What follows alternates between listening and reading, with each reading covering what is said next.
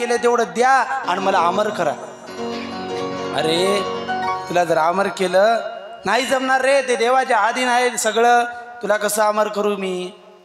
मायबाप नाही म्हणे महाराज मला अमरच करा. एक काम कर म्हणे, फार मोठा डोंगर दिसते का, त्या डोंगराच्या पलीकडचा एक डोंगर आहे, त्या डोंगराच्या शेजारून एक नदी वाहत आहे, त्या नदीचं पाणी पी, तू अमर होशील,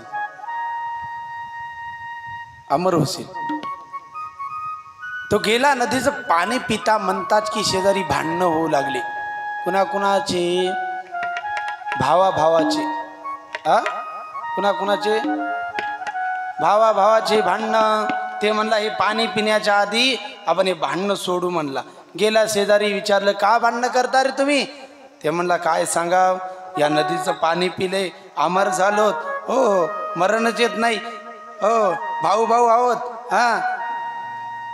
संपत्तीसाठी भांडणं करायलो.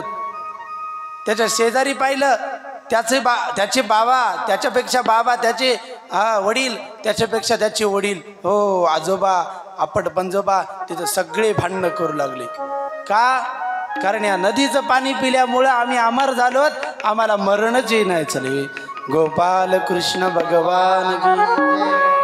मायबाप लक्षात घ्या, जर आपल्या आधीचे माणसं जर गेले नसते तर आपल्याला गुंटाभर जागा भेटली असती का म्हणालो, भेटली असती. बोलत चला ना.